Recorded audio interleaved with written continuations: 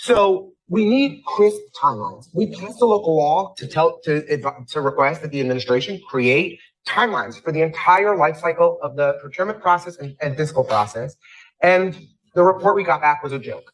So we are restarting conversations with the Mamdani administration. We're meeting with Mock's leadership, with the bill sponsor, Althea Stevens, who's a tremendous champion for this sector.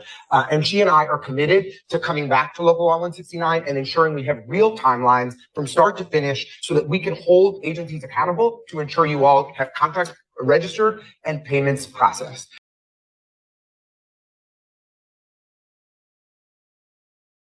These aren't just administration, operational challenges, but have real consequences.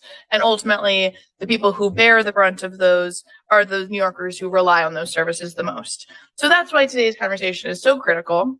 And we're very fortunate to be joined by leaders who are exceptionally prompt to the stage, who are not only deeply engaged in this work, but who are actively shaping solutions, from improving the payment timelines, reducing administrative burden, rethinking how the city partners with its nonprofit providers.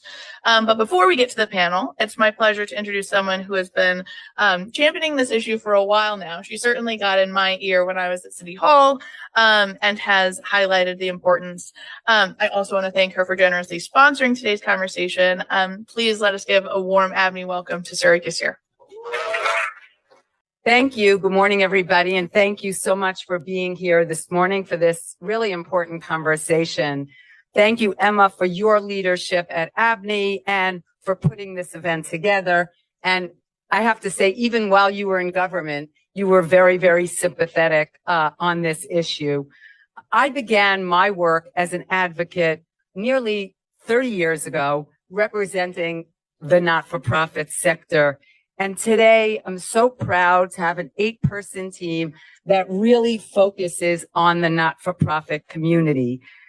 Our work really allows us, I think, to take a look at the sector as a whole and really look at some of the systemic issues that affect the sector and really help to shape some of the solutions. And it's really important, and I was just talking to Eric Rosenbaum about this, it's just so important to understand what are the fixes that are really needed.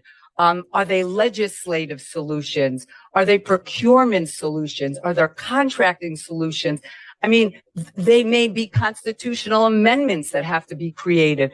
So the problems are very, very real, but really how to create the solutions are what we need everybody's brains together on. And I'm so excited about today's panel because this sector, I don't have to tell all of you, it contributes nearly $78 billion a year to the city's economy. It represents almost 10% of the annual GDP, and it employs nearly 18% of the city's workforce. And as Emma said, the economic activity stems from $20 billion in city contracts in human services alone. You know, when we were talking about this panel, so many of our corporate clients said to us, we're experiencing the exact same issues, whether they're contractors that are doing business with the school construction authority or small businesses that are selling products to government. You know, there'll be less and less people who are willing to bid on government contracts if some of these problems are not solved.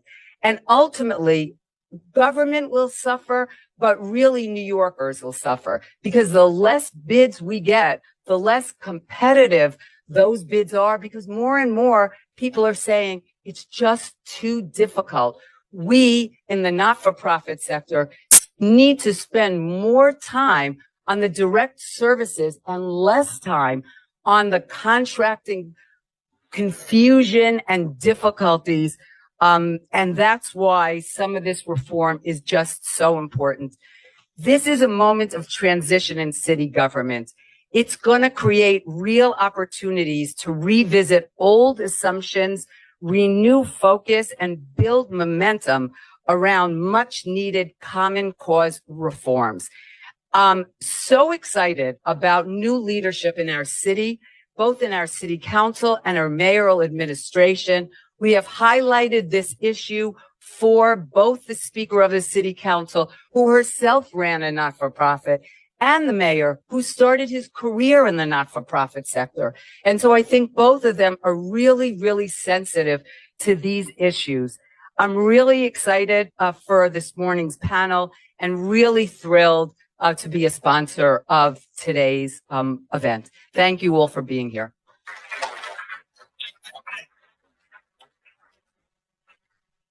Thank you, Suri. Now it's my pleasure to introduce someone who's spent her career focused on improving outcomes for New Yorkers and strengthening the systems that support them. As Deputy Mayor for Health and Human Services, she oversees many of the agencies that work very closely with nonprofit providers and is helping to lead the effort to make those partnerships work better. Please join me in welcoming Dr. Helen Arteaga Landaverde.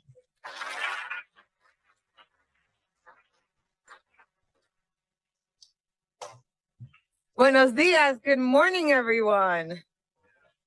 Thank you so much for having me here today. I want to give a special thank you to Emma and the entire team here for welcoming. I'm a newcomer to this type of group or hood, but I already feel very welcome. I came in thinking, oh, I'm not going to know anybody. And it's so funny. It's like I'm seeing everybody from that I met in the little square boxes in the Zoom thing, and now I'm meeting them live. It was so great. I gave Eric like 3 hugs.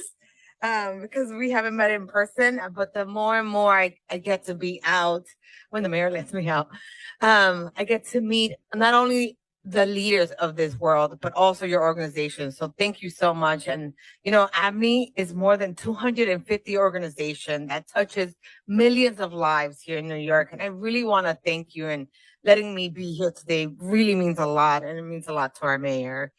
I guess, I hope everybody knows the Mandami administration, we celebrated a huge milestone. We finished our 100 days in office. I still don't know where there's good food around City Hall, but we're going to work on that this summer.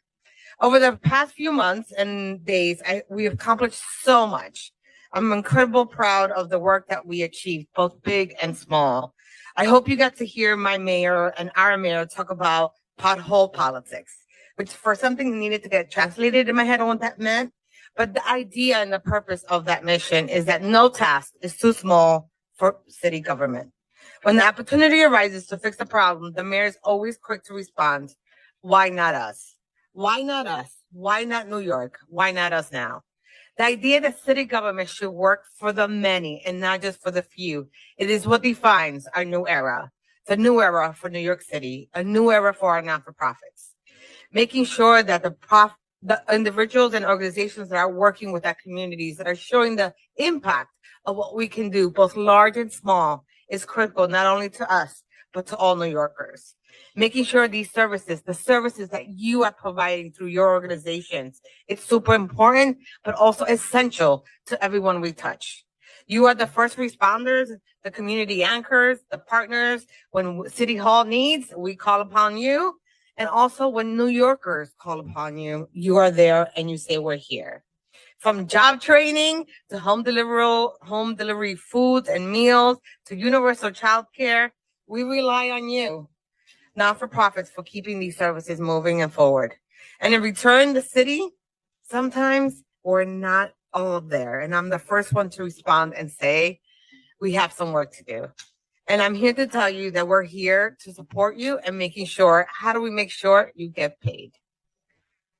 We want to make sure that procurement process and the contracts we reduce barriers and we reduce hurdles and make them on time. We want to make sure that you're being heard, and we're making sure that this is not a big administrative pull. We want to make sure that the city is a partner with all of the work that you're doing.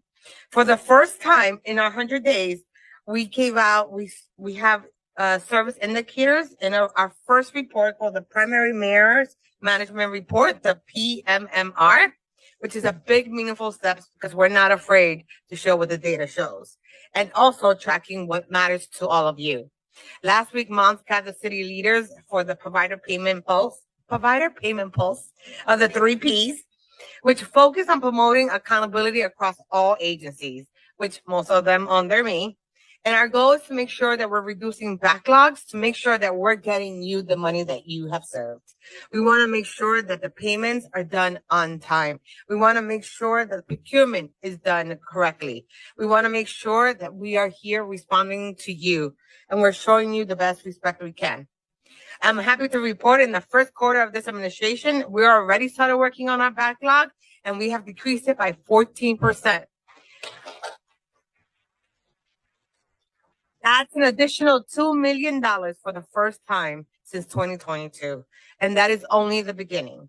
I really want to thank everyone that makes this possible. I am not a team of one, and Mox and all of our agencies, all 14 of them, are working really hard to make sure how do we reduce some of the backlogs and how do we reduce some of the barriers. But there's still so much for us to do. So I'll welcome all of your comments. I already got some ideas from the breakfast, and know that I am listening. Know that my team is listening. And I look forward to today's discussion. Sadly, I won't be able to listen and be here, but my team will be here and take notes for me. I have to do a presser with the mayor on one of our main initiatives, which is making sure food is accessible to all. And as you heard, we're having our first city-owned groceries and going to be a La Marqueta. So we're having a press over there. So hopefully please support us. And more importantly, I hope you really see our commitment, not only as a city, but also on my mayor's behalf, on our mayor's behalf, that we want to do this right. We want to make sure the new era is defined by accountability and by directional support. So with that, thank you so much and have an amazing conference and discussion.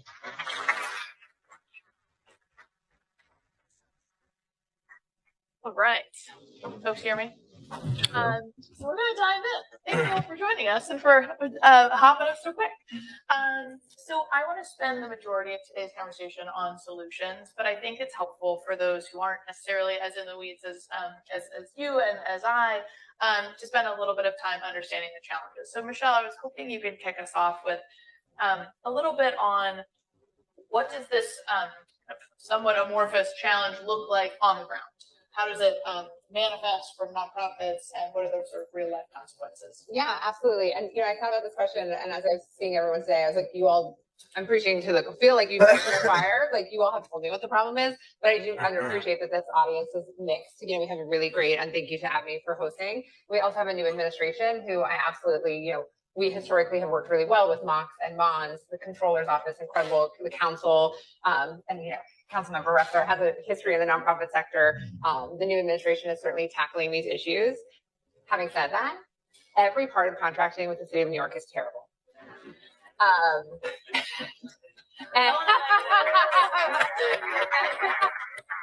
And it's from decades, it spans administrations and political beliefs and, on various sides of the aisle. And it's terrible for a number of reasons. Human services, nonprofits contract with the city over multiple years, but every year they have to renew their contract. So, and they also ideally get re-RFP'd, so come open to competition every 5 to 7, which usually looks more like 7 to 10. Every year, nonprofits see lags in getting their contracts that they already have registered or renewed. And when that, and actually the city did make inroads on that last year, but that means they don't get paid on the same contract, from one year to the next. They have to wait until that contract's registered. New contracts, a lot of RFPs come out only months before the contract is supposed to go into effect. So organizations take the contract recognizing if you're competing in July for a school-based service that starts in September, you're going to start that work without that contract in place. And nonprofits have to do that. Can you imagine if a homeless shelter said, we don't have a registered contract, we're going to close until the contract's registered? And the city has known that, and I think actually capitalizes on that to know that those contracts will keep operating in place. So what that looks like, so that's the system, just to make sure everyone's on the kind of same page about what it looks like. And what it looks like for a nonprofit is I have organizations with a $20 million line of credit fully extended to the city of New York.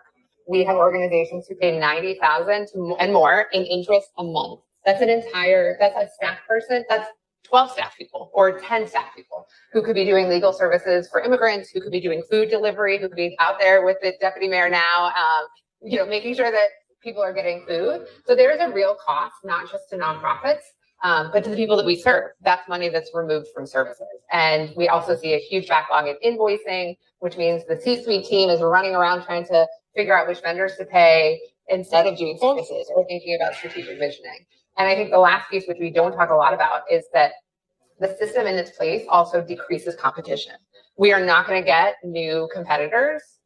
We are not going to get culturally competent, smaller nonprofits to enter into this work because they can't. It's unsustainable for them. You know, we have organizations what new nonprofit is competing for a contract and has a $20 million line of credit?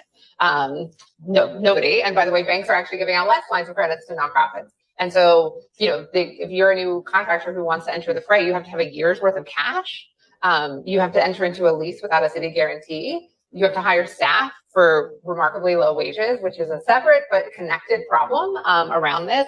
And so it impacts, late contracting is like the least sexy issue in the sense that it impacts not just nonprofits, but the communities that we serve. And we're very much looking forward to, and we've definitely seen movement within the Mamdani administration to address this. And it's also been a historic problem. So I would just, you know, give that framing. But I think for the audience today, you know, understanding that it's not about the nonprofit having headaches, it's about removal of resources from communities who desperately need them. That's helpful.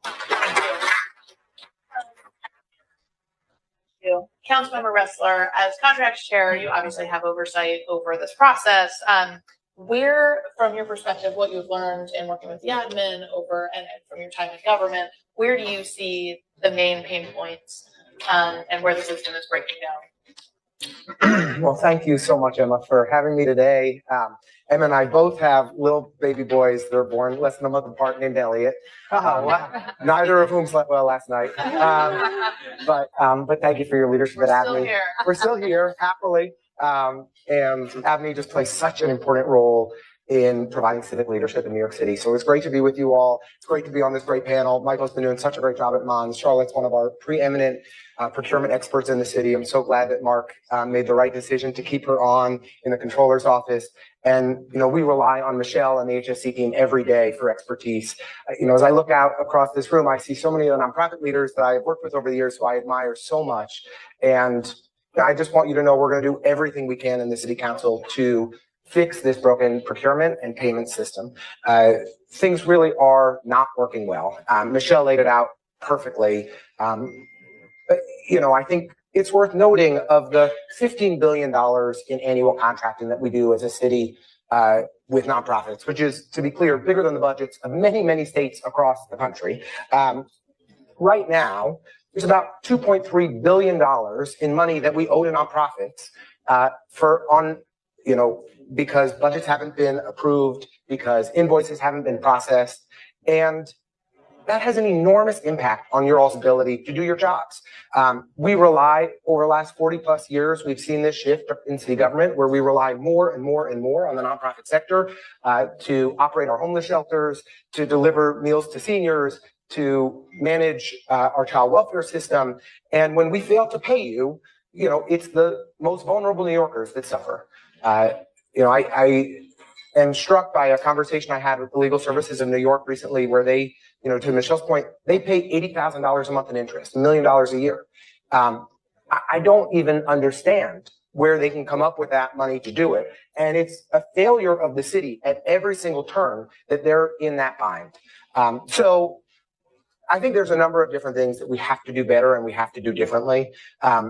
Firstly, there's just no transparency around you know, whether agencies are actually equipped to register contracts in a timely fashion and get people paid. So we need to ensure that agencies are properly staffed with the right procurement staff, the right fiscal staff to process contracts in a timely fashion.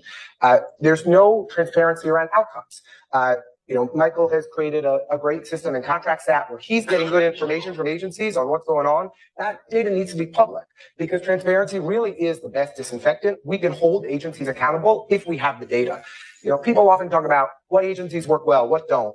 And there's a kind of common refrain that ACS does a great job. And why does ACS do a great job? Because over the last 7, 8 years, Jess Danhauser, David Hansel, people who come from the nonprofit sector have been in leadership roles of the agency, and they care. They actually manage toward outcomes. They ensure that their contracts are getting registered on time. They pay providers in a timely fashion. We need to make sure that there is leadership at every agency and leadership at City Hall. We are in a very tough budget cycle. I think people realize it, but I'm not sure people realize just how tough it is. And we need to focus on the solutions that don't cost us all that much money, but that make a transformational difference in our ability to collectively do our jobs and do them well. And fixing this broken procurement system, ensuring that we're paying providers on time, has to be at the top of the list.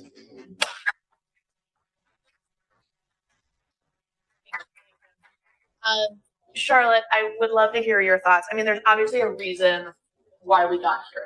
There's a reason, and you know, is there? I would love your thoughts on just the balance of managing a competitive process that is intentionally built that way and protects the procurement process, but also provides flexibility and you can balance the oversight with delivery of services. Talk to us about how we got here, and would love to hear your thoughts on moving forward. Sure. So I'll also just say thank you again, Emma and ABNY, for having me on this panel and for having the Office of the Controller have a voice on this really important topic. As I think, you know, many folks in the room know, the Controller's Office is the only part of the procurement process that has any known definite time frame. It has allotted 30 calendar days in the charter to complete its review of contracts. And I'm really happy to say that over the past 4 years, we've taken a hard look at our internal process and how we work with agencies and the impact that that has then on the provider community, and have been able to reduce our average registration cycle time to 18 days. So that's about half of what we are allotted. But I think to your point, Emma, you know, we don't say that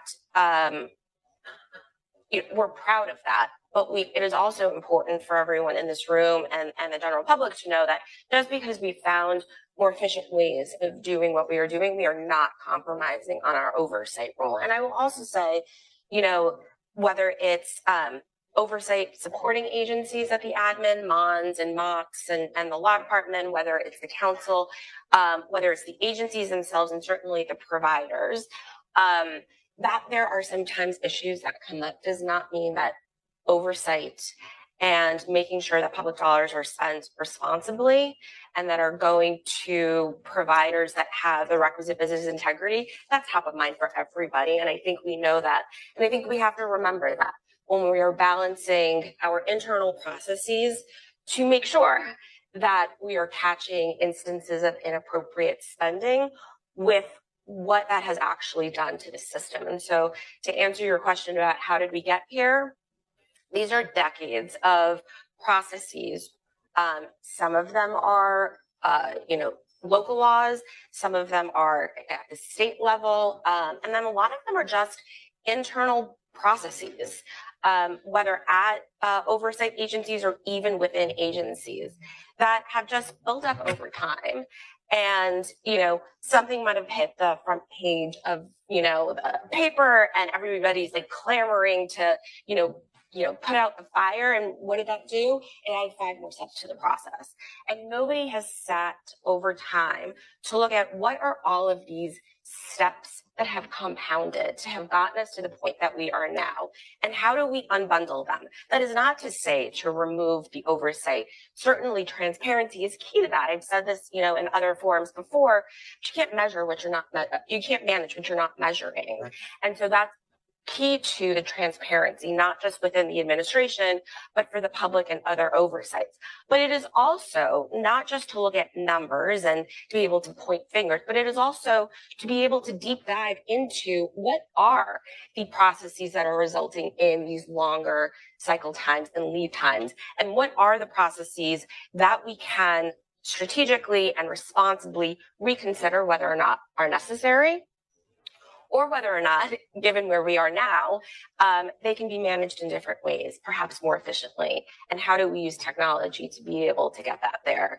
Because, you know, as been alluded to, the human service sector has the largest volume of contract actions that the city processes every year, and it's the second highest in dollar value. And to the council member's point, if agencies are not staffed properly, and I don't even just mean procurement staff. Prior to my current role, I was the head of procurement at 4 other agencies. I don't just mean the procurement staff. I mean the fiscal staff at agencies, the attorneys at agencies, oversight agencies, including the law department. This is not the sexiest part of any program or process, but it is so critical to that. And I think that there needs to be greater emphasis on making sure that agencies themselves are staffed, that procurement is a priority, that procurement is at the table, so that you're not releasing RFPs and expecting agencies and then providers to start working before that process is complete. It not only, as Michelle, explained, compromises the fiscal standpoint of providers, but it is also just not withholding the standards that our procurement process is intended to implement. Thanks, Charlotte. All right, now to you, Mike. As the head of the Mayor's Office of Nonprofit Services, you're aware of these challenges, working to tackle them. I would love to hear you talk about what reforms are in place currently, and what is the blue sky version that you are driving towards? Great question. Thank you so much, Emma, for having me. I just want everyone to know I made this joke on social media, but Emma and I sat closer than we are right now next to each other at City Hall for 3 years. So I heard almost every call this fantastic woman was on. And for those of you that don't know, she is a powerhouse, the most strategic thinker, and a damn decent person. So just thank you for having me on here, and I'm so excited for you in this social we have. Okay, a few things. One, if those of you that were there on Sunday night at the mayor's 100-day celebration, it was really inspiring, and I was very moved. The deputy mayor mentioned pothole politics. I think that is squarely within Mons' remit as focusing on culture change across the administration to really treat our nonprofit providers as the customers they are, the customers that are delivering essential human services. And so that's something we really focus on every day. And I also extend that analogy to think about the procurement process, the contracting process is like a road we all travel down, right? It's a road, it's a dance between the nonprofit providers and the city agency staff. And potholes exist throughout that road, right? I think our job at the Mayor's Office of Nonprofit Services, and in partnership with many of the chief nonprofit officers at city agencies, is to really navigate that road and fill those potholes as quickly as possible, and do so that both our city agency staff and our nonprofit partners can go down that road. And I think another thing that the mayor said on Sunday that was really meant a lot to me was he talked about how in the past government had not only failed to meet expectations, but they actually lowered them. And I'm really excited to work in this new era where excellence is actually the standard. That is something that we expect from our city partners and from our nonprofit providers. And so that's something we're going to be really pushing. And I'll say now, and I'll plug it later, but last week, we released our nomination process for the Excellence in Human Service Delivery Awards. We also call them the ESDAs. My joke is that it's the E and EGOT. It never lands. Maybe one day it'll land. I got a couple of laughs there. But every one of you, I've spoken to many of you, and many folks will say, you know what, like working with Agency X was so difficult, but if it wasn't for Emma, or if it wasn't for Allison Hirschhorn, who I see is here as well, if it weren't for people like that, I wouldn't have got to registration. So we want to lift that up, celebrate that excellence in service delivery, and make sure the public understands that it's the connection between and the partnership with the public sector and our nonprofit providers that builds and maintains the social safety net. And by the way, also our city agency staff will be nominating nonprofit partners who also go above and beyond, because we know you guys will pick up the call whenever some a commissioner or an assistant commissioner calls and says, we just have to expand here really quickly. Can you make it happen? You always do. And I was talking with someone this morning who picked up that call and is making that happen. So we want to celebrate that. I think that culture change in a bureaucracy of 300,000 plus is really, really difficult. And I'm a firm believer in the power of government. I know you are too, Emma. And I think that what I was taught, and some mentors that we have had taught us, is that to unleash the power of government, what you really have to do is get people aligned. and you have to get people in formation. And so I was really excited that on day one, Executive Order 2, Mayor Mamdani repromulgated our executive order that established and reestablished chief nonprofit officers at every city agency. That is really important because those of us that have spent time in City Hall know that when there's an issue with payment, it is rarely just a procurement issue or a budget issue or a legal issue. In fact, it's a cocktail of issues. And oftentimes you get the runaround, like, oh, you got to talk to this person or this person. But having those chief nonprofit officers helps get us information and help us be accountable to the metrics that we track in contracts that are provider payment polls, to the metrics that are now public and transparent in the Mayor's Management Report. And I'm really excited to push for that excellence and use the momentum we have with our great mayor in this new era to continue to really focus on this this issue of government operations. Really excited to continue to partner with folks like Councilmember Ressler and Charlotte to continue to push for that blue sky, which is discretionary reform. So many of you know that our discretionary contracts, under 5% of our overall human services spend, upwards of 40% of our actions, it gums up the system. It's totally inappropriate the way we treat them and the hoops we put our smaller nonprofits through, and also affects our city agency staff. So you talked about investing in our staff. Really, it's about having them work smarter. You know, it's about getting them information and having them accountable. And so those are kind of some of the things that we're focused on. Love that. We talked a little bit, and this has come up with a couple of the panelists, differences between different agencies. This agency works, this agency doesn't work. How are you collectively thinking about that standardization across agencies?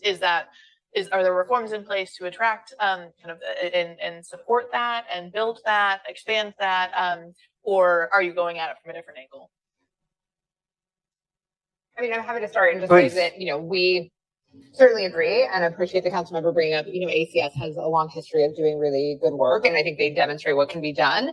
And we at HSC actually have what's called GovGrader, which we're revamping right now. And it's a little bit of like a customer service experience for human services nonprofits. So we'll be asking you all to fill that out so that we can similarly deliver data to our city partners about how different agencies are doing. And I think what's really important, what the deputy mayor said at the beginning, that for us this is actually mostly a management issue. Like we appreciate greatly the oversight role of the council and actually having those hearings. Like a lot of this is just people have to take a piece of paper and move from A to B, and we can use so much technology to get that done. But it really is a customer service experience. And I think having the deputy mayor check in with agencies, and now we have another PPP, hopefully less traumatizing last time we used that word. But I know it will be. But as soon as you said PPP, I was like, no. But to have the deputy mayor holding agencies accountable to say that this is actually what we want you to do on a weekly basis, and that's what we've seen when we've seen good government in this area. And so I think those are the kind of things we like. The Mayor's Office of Nonprofit Services and the Advisory Council doing check-ins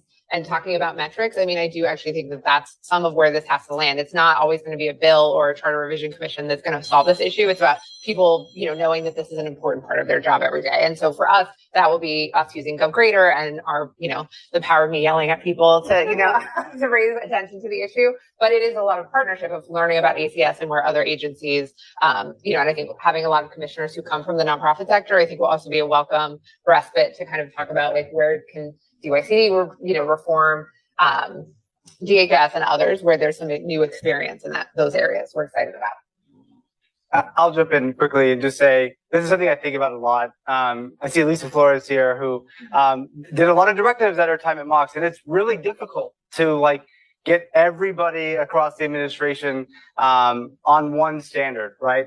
And I think that you have to hold two things. You have to have empathy for the experience that our city agency staff are going through, and make sure that you're not building something that doesn't work for them. But you also have to have that fierce urgency for action and for the now. And so this is kind of like my constant tension in this role. There are a couple things we've done. One, this fiscal year we did 50% advances for many of our city agency staff, and council codified that in the law. So that is standard now moving forward. Also, council passed a law last year that has a lot of opportunity. It's piloting quarterly advances for DHS and MOCJ providers. That could be a standard that if that works, maybe that's the answer. I'm not sure. Maybe it doesn't work at all.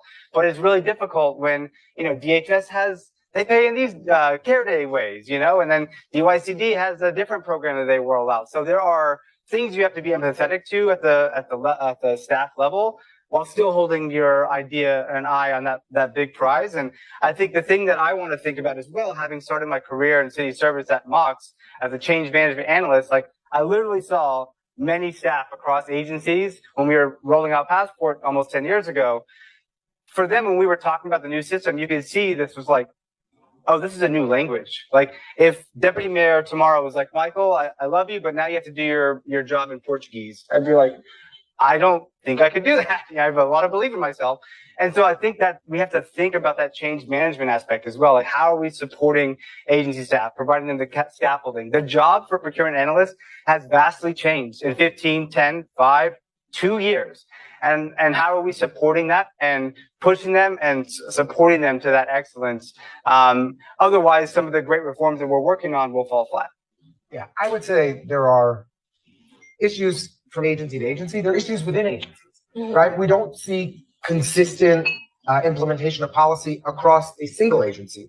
For example, at HRA, we've had major issues with the Office of Civil Justice, but another HRA program has been paying all their contracts on time.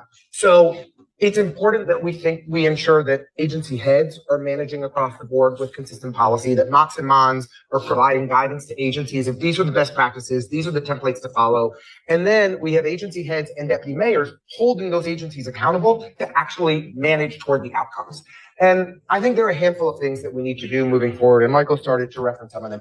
Charlotte mentioned the controller's office is the only entity within the procurement and fiscal process that has any sort of timeline, right? So they approve contracts in 18 days. It can take months for any given agency to approve a budget. After a contract's been registered, you're waiting for months just to get a damn budget. It can be months to get invoices approved. Some agencies approve partial invoices, some don't. It's maddening. So we need crisp timelines. We passed a local law to request that the administration create timelines for the entire life cycle of the procurement process and fiscal process. And the report we got back was a joke. So we are restarting conversations with the Mondani administration. We're meeting with Mox leadership, with the bill sponsor, Althea Stevens, who's a tremendous champion for this sector. And she and I are committed to coming back to Local Law 169 and ensuring we have real timelines from start to finish so that we can hold agencies accountable to ensure you all have contracts registered and payments processed. Secondly, I mentioned earlier the importance of staffing. What I'm advocating for in this budget process is that we have terms and conditions in the budget so that every single city agency has to report on their staffing. Their staffing levels in the procurement office, their staffing levels in the fiscal offices. They should be giving quarterly updates to the city council that we share publicly of exactly how many staff they have. I'm also working on legislation so that Mox creates a model staffing plan for agencies based on the numbers of contracts they have, the size of those contracts, what kind of staff do they need to have in place at legal, at procurement, at fiscal, to be able to process them in a timely fashion. So we're working to try to ensure that there's oversight and accountability that there's enough people. Michael mentioned some of the great legislation we passed last year under Speaker Adams to ensure 50%, starting July 1, 50% advance payments once contracts are registered, and this new quarterly payment model for MOCJ and DHS, two of the agencies that have not done the best job in these areas, to look at alternative approaches. I'm also really excited about the council discretionary pilot, and Michael played a key role in advancing this. But this year, 120 organizations were shifted. Instead of having to register a contract, they got a grant. On average, they got paid in 4 months.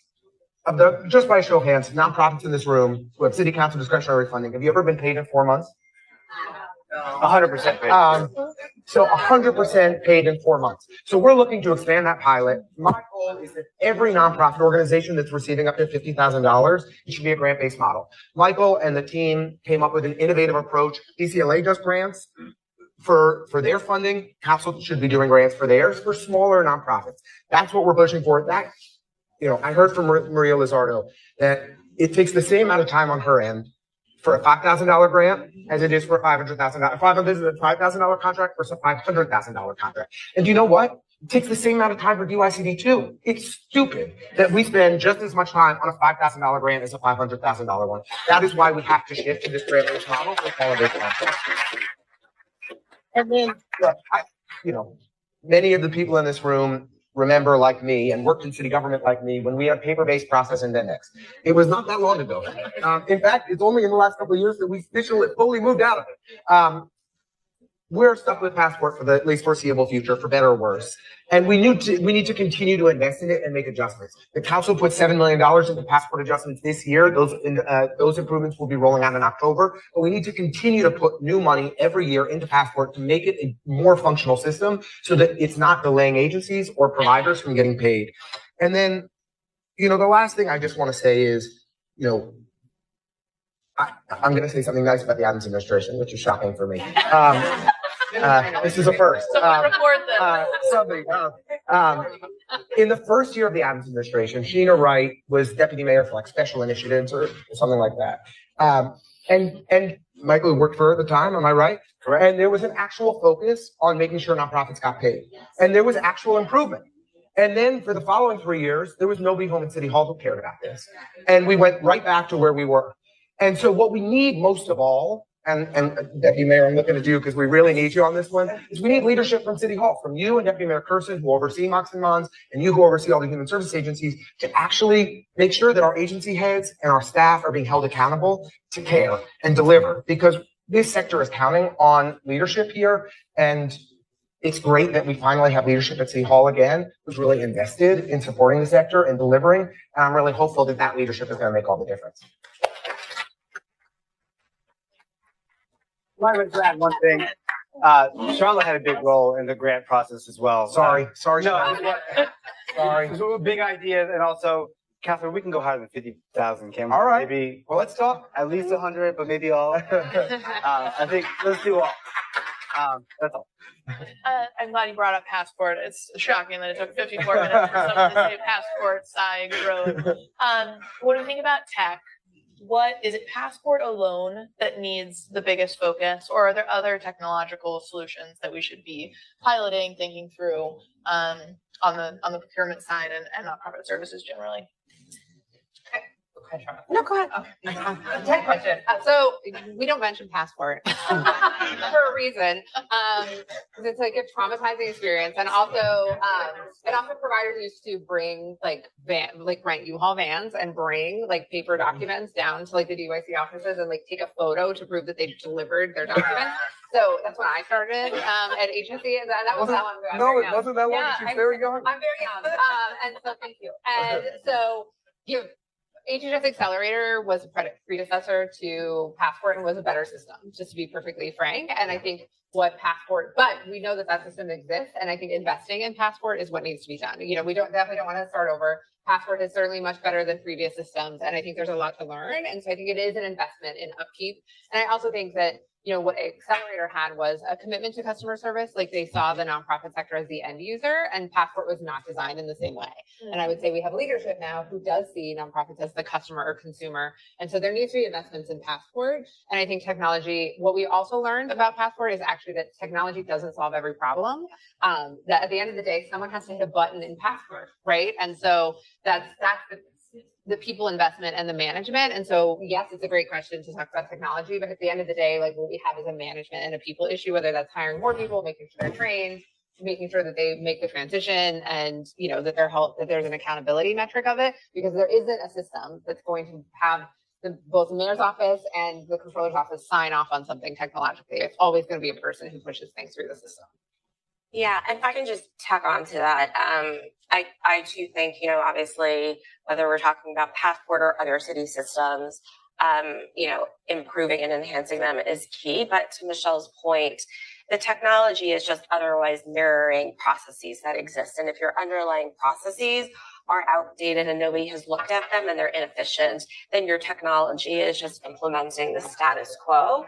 And so it really does need to be a combination of both. What I said earlier about looking at what are these processes, what are the local laws, what is state legislation that is hampering our ability to move procurement or to move payments, and then making sure that we're bringing on technology that optimizes the strategic rethinking of that. So the council member brought up, back in the day, Vendex was a paper-based system where, vendors and providers were delivering thousands of pieces of paper to Mox, who then typing it into a system. And the initial phase of Passport, which implemented the making Vendex electronic, also didn't just do that. But fortunately, at the time, there was also in parallel a procurement reform task force that was ongoing. And one of the benefits that came out of that, which is, again, this like super wonky city procurement process, was that the Department of Investigation has to do a review of most city vendors before a city agency can award a contract. And prior to 2017 or whenever it was that Vendex became electronic, agencies needed to request from DOI that review each and every time that they were about to award a contract. So if I was at the Parks Department, as it was at the time, and I needed one of my vendors to be vetted by DOI, I would submit that request to them today. It would take at least 30 days for me to get that response back, even though DOT 3 days ago might have made the same request, right? And so part of the enhancement that came with making Passport electronic was not just because you went from paper-based and you no longer needed people to manually enter, but there was also the thought process of, okay, if we're going to make this electronic, if we're going to invest in it, what other parts of the process can we fix? And so when that happens now, if one agency makes a request for DOI to vet a vendor, that response is able to be leveraged by all city agencies. And it's like one small example, but also going back to my other point, if you're not measuring what you're supposed to be managing, you're not going to know where those fixes need to happen. That's right. Yeah, I'll just go ahead and start my career, as I mentioned, change management analyst at Mock. So I think the system has improved year over year. Is it perfect? No. I think also what Charlotte mentioned, it is a reflection of our existing rules and policies that we've all collectively decided upon. And I think that one benefit that I just do want to make sure we appreciate is that our ability to have the deputy mayor convene agency heads and chief nonprofit officers last week and track data on our 5 key indicators is because we can pull that data from Passport. Nonprofit providers will come to us and be like, I'm getting one thing, I'm told it's stuck here or it's actually here. We can go in the system and say, no, it's stuck with this person and call that person. So there are tremendous benefits that are unseen to many folks. And I am aware that Mox is improving it month by month, and it is a great gargantuan task. So it is incredibly ambitious, but again, reflective of the norms that we've all set. We're going to open it up for a couple questions. So you can just raise your hand. Looks like we've got one over here and one in the back. And if you could just introduce yourself and maybe say where you're from.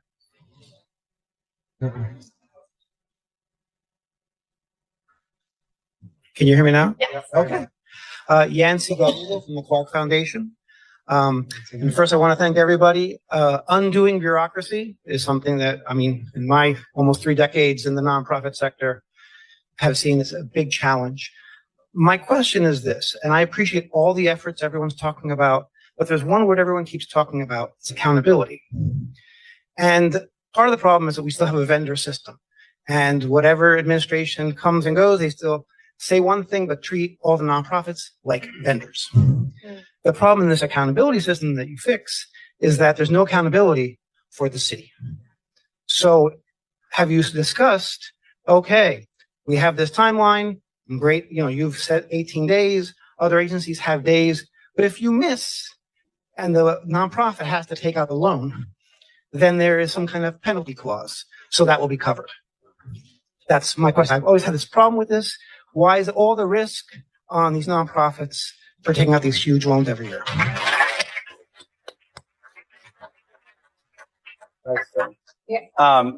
Great question. I would say I mentioned Allison Hirschhorn, who's here from DYCD, and a council member mentioned the Clear the Backlog initiative from 2022.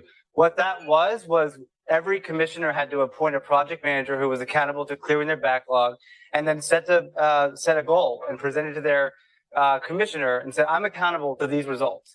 Allison did an amazing job at DYCD, but that's what we built with the chief nonprofit officers that Mayor Mamdani repromulgated on day 1, is having that accountability structure.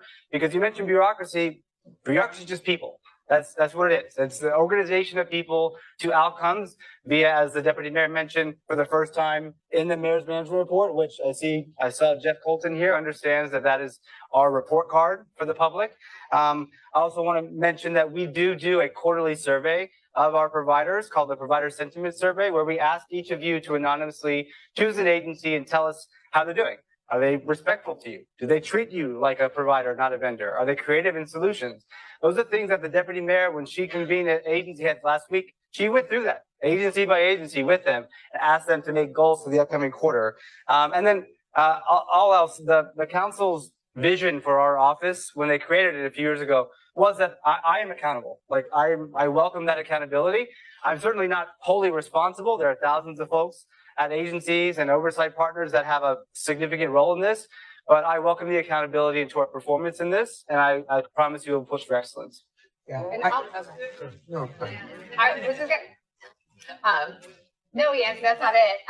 And we, at HSC, and I think we appreciate, a new administration coming in who has done good work, but I think as the council member mentioned, it's a roller coaster ride across administrations of like fix something, break it again, break something else. And I do think there needs to be another layer of accountability. We would like to see and have continued to fight for Charter Revision Commission where there should be timelines. And there needs to be a carrot and a stick. They need to be charged a penalty on interest when nonprofits have to pay interest, and there should be. And we are working with Councilmember Bressler on, the kind of follow up to Councilmember Stevens' bill around timelines. And we think through the charter or through legislation, there should be timelines. Like the controller has 30 days, there needs to be, because as much work that this administration will do over the next 4 or 8 years, it can be undone. And so, we've tried that before. And so I think that's an area where we'll continue to push is absolutely, and that's one, but I agree with you. There needs to be broader. I think there needs to be a redefinition of how we procure human services in general. And there needs to be timelines in the meantime. Yeah. Controller Stringer, a decade ago, highlighted language, and I'm trying to remember if it was in the PPB or otherwise, but that really tried to make the argument that the city is responsible for paying the interest that nonprofits are owed. And the city's position on it, if I understand it correctly, is we have a returnable grant fund that's available to you. If you choose not to use it, then it's on you to pay the interest. So we dug in on this at one of our recent contracts committee hearings. And I should say thank you, Nancy, for the question, and really appreciate the great work of the Park Foundation. And we dug in on this, and we brought the fund for the City of New York in for the hearing, who run the returnable grant fund. And I had a follow-up meeting with leadership from the fund last week. They're doing a review of how the returnable grant fund is working. They're meeting with stakeholders, getting input on how to make it work better, how to ensure that it better meets the needs of the nonprofit sector. I think there are a couple of things that seem obvious to me that are not working as well as they should right now. One is, and I've heard this from many nonprofits, is it's the same point people at agencies that they go to that are responsible for registering their contract that they go to get it a loan that goes eventually to the to Mox and to the fund for the City of New York for approval. If you're going to the same staff member who has limited capacity, would you rather have them register your damn contract so you can get paid in full? So that doesn't make any sense. We have to make sure that there's alternative leadership within city government that is responsible for reviewing requests for loans. Secondly, the loan amounts are too small. DHS contracts are massive. You're just not going to get a loan that comes anywhere meeting the needs that a nonprofit has from the fund. I'm going to eventually answer your question, which is that look, my orientation is I want to fix the bureaucracy. I want to ensure that nonprofits are never having to take out high interest loans to get the money that they're owed. I realize there has to be some accountability for the city. I'd like to start with fixing the returnable grant fund, making sure that there's more access to that funding to effectively meet the needs of providers so that you're never having to take out high interest loans, and that there's real accountability on city agencies, that this data is public, it's easy to interpret, easy to track, so that we can all collectively hold them accountable to do their damn jobs. If we get to that point where we fix the returnable grant fund and there's more there's grants that are available that aren't working well, or that we still have issues where folks are going to private lenders, and even with all the data accessible and with real oversight, we're still not fixing the issue, then I would consider having financial implications on city agencies for failing to pay nonprofits, but I'm not quite there yet. Take another 2 questions. You right here? Oh. Hi, everybody. I'm Chris Hanway. I'm the executive director of KPP. I'm also honored to serve on the HSC as co-chair of the procurement committee. I have questions that's a little more specific, and I'm hoping Michael and understand some of you by CBs here. In the next couple of days, many folks in this group are going to be notified about after-school contracts. which are being improved, which are new, which ones we're going to possibly lose. After school starts in September. I'm trying to get a sense of what commitment we can get from DYCD, from MONS, from MOX, and from the controller's office. That every single provider, particularly the new ones, because there has been an emphasis on offering this opportunity to new nonprofits, will have money to pay the staff and buy the supplies and start operations by the beginning of September.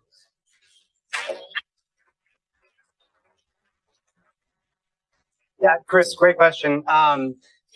You know, I'm very limited in my ability to be inappropriate for me to talk about something that is not yet fully public. I understand the gist of your question. I do also want to say from an accountability standpoint, I've worked for many deputy mayors. I don't recall one that has an agency's weekly reports, metrics, and questions on human service contracts, which is what you have in the deputy mayor here. So I think you have the right partners, both at Mons and in the deputy mayor and in City Hall, that are pushing for excellence in this space as well, and including ensuring that you all are able to start with the funding and able to actually deliver services. So I fully understand and hear the question. Sorry, and if I can just add, because I know part of the question was also our role.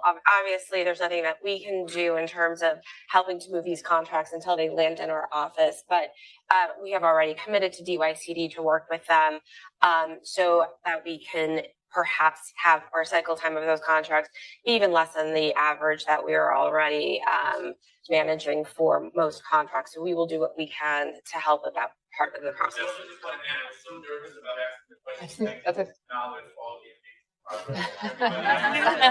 That's okay.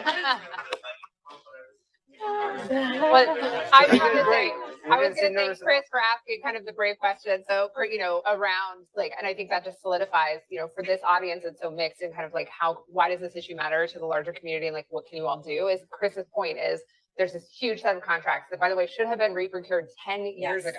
Right. Providers have been working on an extension with no more money than they were paid 10 years ago on this contract. So I have to illuminate that and say it's great. And I appreciate the partnership. Also, this RFP was done under the last administration, so this administration is playing catch up, but it illuminates this.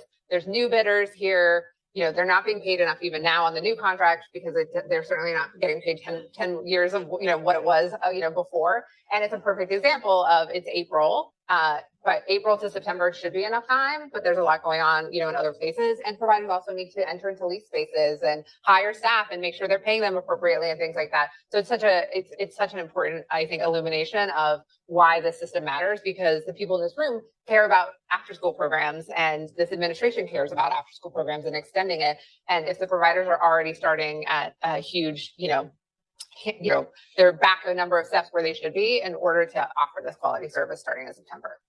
That's great. Hi. Oh yeah, go ahead. Hi. Thank you so much for your Hold on, time. I just want to go back to the Congress. I know it's a very big contract. We're very excited. There's going to be some people who are going to be very happy. Some people who might not be happy.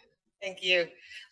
But maybe we can have like a regroup. I know the commissioner has been working very hard in creating like a SWAT team to help support this type of work, because we know the ramp up is very high in the amount of work. We're not talking about like one contract. We're talking about like hundreds, and the amount we're going to reach in kids and stuff. We want to make sure everyone's starting on the right foot.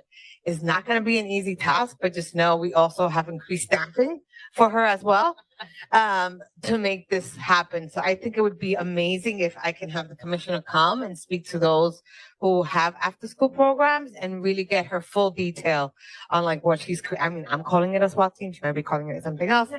But I think it's super important that you hear straight from the commissioner. So I'm offering her up. She doesn't know I'm doing this, but you guys can get it directly from her. That's great. We're happy to have her. And no decisions, I'm sure, will be impacted by the questions posed today. Hi. Sorry. My name is Sharon Waldman. I'm from Met Council. I'm the Director of Government and Policy Grants there. Thank you all so much for this really interesting panel, especially all the very relevant, as someone who's worked in government grants, I've seen this for years and years. So it's like very interesting and inspiring to hear that there are things moving forward.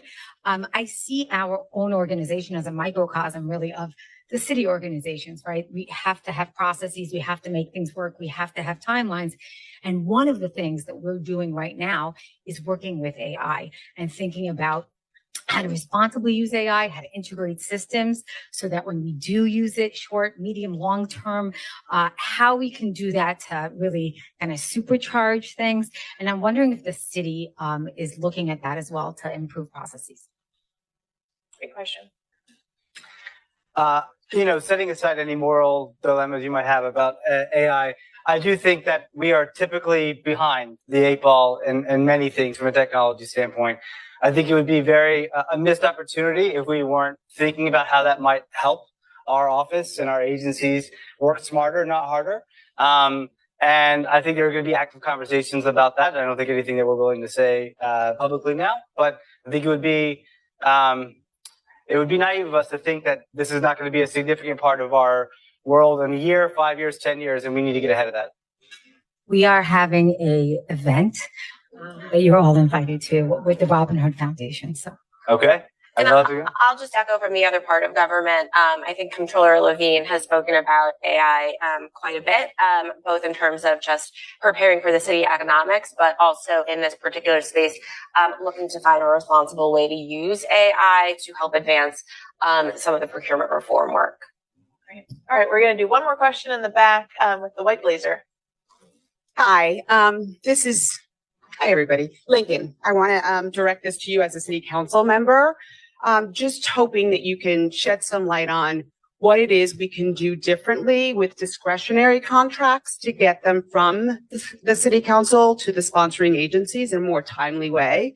Right now, sometimes it takes 3 quarters into the fiscal year at best, right? So from a position that has some ability to actually move the needle on that, can you talk to that a little bit? Yeah, I really thank you, Diane, for that question, and so happy that you're leading El Puente these days. There are 2 reforms that we are in the process of implementing on city council discretionary contracts. One is the shift to grants for smaller contracts, for smaller vendors. And this is really more for your neighborhood nonprofit that's operating at a smaller scale that receives more modest sums of funding. This will dramatically speed up their ability to access funds. Grant-based model, not a registered contract. This is the first year we've been doing it at a small scale, but it's working well. I'm fully expecting we'll expand it significantly next fiscal year. For larger organizations, we've been shifting to a 3-year contract. And it can get a little confusing because there's no guarantee that Councilmember Gutierrez is going to give you the same amount of money next year that she gave you this year. And the 3-year contract that you've signed, it gives you the impression, let's just, for argument's sake, just to put numbers on it. Let's just say Councilmember Gutierrez assigns $50,000 to El Puente. And you'll then get a 3-year contract it's north of $150,000 because they add some contingency in there with DYCD. From Councilmember Gutierrez. She may not give you that same amount next year, so it's not a guarantee that you're getting all that funding. But the benefit of having the 3-year contract is that you don't have to go through a new procurement process. You can just buy off of that contract the second year. So that should make a meaningful difference. To take a step back, though, why we're so excited about this grant model for the smaller nonprofits is that it should free up capacity for the procurement and fiscal staff at agencies to be able to process the El Puente contract or process the NIMIC contract much more expeditiously. So that is what we're looking at. I think that there's still more opportunities for reform. There's still more opportunities for us to do better. And I'm, welcome ideas and suggestions for how we do that. But I think those 2 changes should make a meaningful difference in getting providers paid more quickly. Great. Thank you, everyone, for joining. Let's give a round of applause.